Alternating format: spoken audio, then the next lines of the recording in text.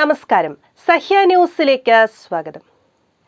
നിരത്തുകൾ തുപ്പി വൃത്തികേടാക്കുന്നവർക്ക് മുന്നറിയിപ്പുമായി മോട്ടോർ വാഹന വകുപ്പ്. കേരള മോട്ടോർ വെഹിക്കിൾ റൂൾ 46 പ്രകാരം ഇത് കുറ്റകരമായ പ്രവൃത്തിയാണ്. പല വിദേശ രാജ്യങ്ങളിലും ഇത്തരം പ്രവർത്തികൾ കഠിനമായ ശിക്ഷാ നടപടികൾ ഏറ്റുവാങ്ങുന്ന ഒന്നാണ്. അത് കേരളത്തിലും ബാധകമാണെന്നും മോട്ടോർ വാഹന വകുപ്പ് ഫേസ്ബുക്ക് കുറിപ്പിൽ അറിയിച്ചു. ഫേസ്ബുക്ക് പോസ്റ്റിന്റെ പൂർണ്ണരൂപം ഇങ്ങനെയാണ്: നിരത്തിനെ കോളാമ്പിയാക്കുന്നവർ.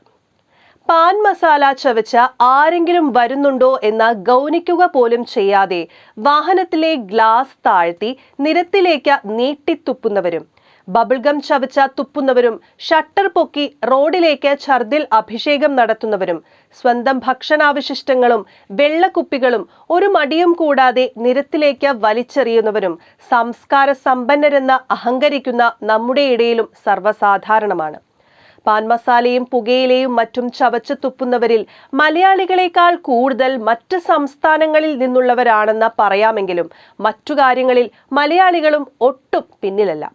പലപ്പോഴും ലോറിയോ ബസ്സോ പോലെ ഉയരം കൂടിയ വാഹനങ്ങളിൽ ഇരുന്ന് ഇങ്ങനെ പുറന്തള്ളുന്ന ഉച്ഛിഷ്ടങ്ങൾ മുഖത്ത് തന്നെ പതിക്കുമ്പോൾ എങ്ങനെ പ്രതികരിക്കണം എന്നറിയാതെ നിസ്സഹായരായ മനുഷ്യരുടെ ദൈനംദിന നിറഞ്ഞ മുഖങ്ങൾ നിരത്തിൽ നിത്യകാഴ്ചകളാണ്.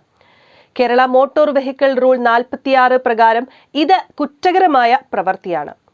പല വിദേശ രാജ്യങ്ങളിലും ഇത്തരം പ്രവർത്തികൾ കഠിനമായ ശിക്ഷാ നടപടികൾ ഏറ്റുവാങ്ങുന്ന ഒന്നാണ്.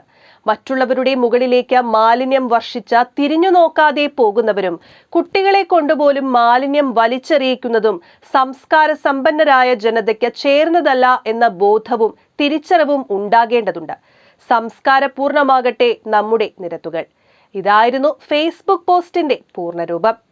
News desk, Sahya news.